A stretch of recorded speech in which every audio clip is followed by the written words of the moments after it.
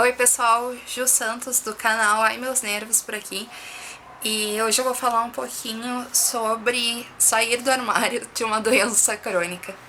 É um tópico meio estranho, mas eu acho que é um tópico bem importante, porque quando a gente é diagnosticado com uma doença rara, com uma doença crônica, com uma doença que as pessoas não conhecem e não estão acostumadas, existe todo um processo mental, um processo emocional que aquela pessoa que foi diagnosticada tem que passar. E eu acho que tá dentro desse processo a aceitação. Mas não a aceitação interna, eu acho que isso é um processo que existe também, mas é um processo separado do processo da aceitação do mundo, da aceitação do mundo exterior e das pessoas que você conhece. Por isso que eu acho que é um tópico importante de ser conversado. Quando eu fui diagnosticada, o meu diagnóstico, ele tem um vídeo que eu falo sobre a minha história com o meu diagnóstico. Ele foi super rápido, eu tive pouco tempo pra me preparar e ele foi bem surpresa, assim. Foi um diagnóstico que eu não tava esperando, esse diagnóstico de esclerose múltipla. E logo que eu recebi o diagnóstico, naquela semana toda que eu tava processando aquilo, eu entrei num estado de negação, vamos dizer assim, em que eu não ia contar pra ninguém do mundo de fora que eu tinha esclerose. Meu namorado sabia, minha mãe sabia, minha família mais próxima sabia, mas pra mim era aquilo ali. Pra mim eram aquelas pessoas que iam ficar sabendo do meu diagnóstico e era isso. Eu ia tentar viver a vida com esse diagnóstico só pra as pessoas bem próximas, assim.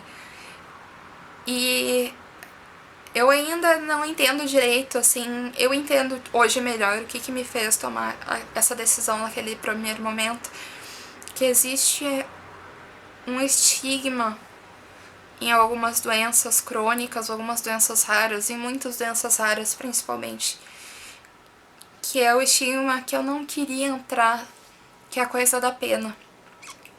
Eu achei que eu ia virar a coitadinha, que eu ia virar a frágil da história, que todo mundo ia olhar pra mim e pensar, ai, tadinha, a vida dela acabou agora. Era uma coisa que eu pensava bastante, assim. E eu acho que é uma coisa que existe muito na sociedade em geral e existe muito... É um pensamento bem comum nas pessoas. E eu acho que grande parte disso tá justamente na falta de se falar sobre. Na falta de se falar sobre doenças crônicas, na falta de se falar sobre doenças raras, na falta de se falar sobre algumas doenças mais graves. E a gente não fala, a gente mantém em segredo. Isso é uma coisa, assim, que tu vê muito culturalmente. Existem 1000 canais no YouTube sobre tantos assuntos polêmicos, mas tu não vê muita coisa na mídia, tu não vê muita coisa nas redes sociais sobre doença. E eu entendo, não é uma coisa agradável de se falar, não é uma coisa que as pessoas gostam de discutir, gostam de debater e de falar. Ah, falar sobre a pessoa doente, falar sobre doença. Tem gente que até evita, diz que é mau agouro, diz que não se fala, só fica pensando nisso. Só que a gente tem que falar, a gente tem que abrir sobre isso, a gente tem que criar espaço para esse público, a gente tem que criar espaço para nós mesmos, a gente tem que criar o nosso espaço. Por isso que depois eu refleti bastante, porque eu tava muito firme nessa decisão, eu não vou contar pra ninguém, ninguém vai saber da minha doença, e eu vou levando a vida assim. E eu comecei a pensar, eu sou uma pessoa muito... Eu acho que eu sempre apoio muito, assim, as lutas das minorias, eu sempre apoiei muito. Eu acho que representatividade é uma coisa mega importante. Eu acho que a gente tem que falar, sabe, sobre as minorias. A gente tem que falar sobre essas coisas que as pessoas não gostam de falar, sobre as coisas que as pessoas ficam desconfortáveis de falar. Eu sempre fui uma pessoa assim, antes da esclerose, antes de qualquer diagnóstico, eu sempre fui uma pessoa politizada nesse sentido de que abre espaço, cara, sabe? Abre espaço pra gente falar, vamos falar sobre as minorias, vamos conversar. E vamos lá conversar com a minoria, não vamos ficar o branco, o cis, normativo, ficar debatendo coisa que não pertence da gente. Eu sempre tive esse ponto de vista. E daí eu comecei a pensar, eu tipo, pô, Juliana, tu que é uma pessoa que sempre foi assim, assim, assado, por que que agora, quando tu tá num papel diferente, quando tu tá num papel que é pressuposto desconfortável, por que que tu quer te fechar?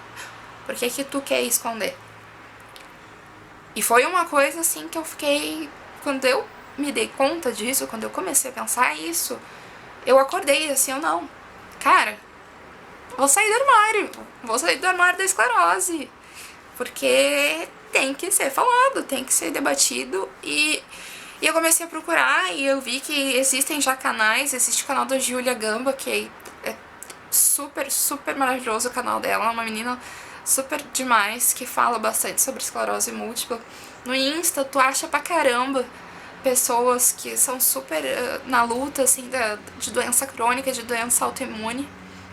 Aqui no YouTube tem o canal da Mariana Torquato sobre deficiência, que é um puta de um canal super demais. E existem vários outros canais sobre deficiência e sobre doenças, e então eu fiquei pensando, vamos sair desse armário. E eu tomei essa decisão. E foi pouco tempo depois, foi eu acho em questão de uma semana depois do meu...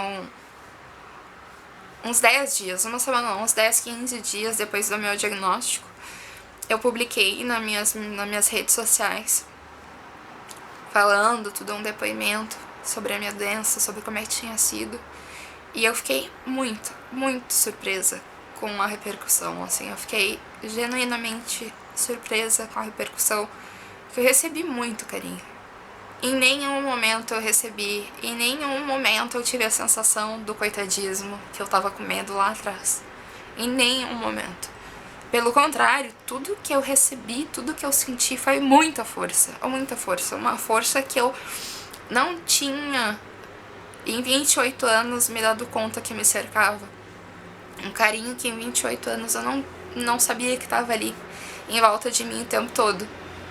Então foi muito surpreendente a repercussão que a minha saída do armário teve. E foi algo que me deu uma força incrível, assim, e que eu fiquei muito feliz, muito feliz. E que eu percebi outra coisa, que a importância de um círculo assistencial para uma pessoa doente, para uma pessoa com uma doença crônica, para uma pessoa com uma doença autoimune. Em qualquer situação mais difícil, é muito importante tu ter um círculo social de suporte. Mas eu percebi o tamanho da importância dentro de uma doença. Porque uma doença, ela pode ser uma coisa muito solitária. Principalmente essas doenças mais sérias, mais graves, mais crônicas.